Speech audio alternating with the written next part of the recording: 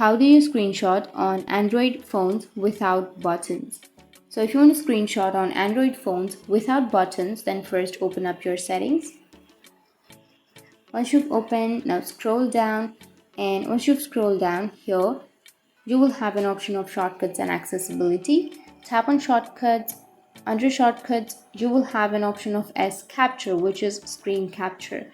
Tap on S capture, and here you will have the screenshot process without any buttons. So here in my device, it's slide down or swipe down with 3 fingers to take a quick screenshot. So what you need to do is to take a screenshot, you need to slide down with your 3 fingers. So if you slide down, then it will take a screenshot. It might be different in other Android phones. So you will have these options under your settings.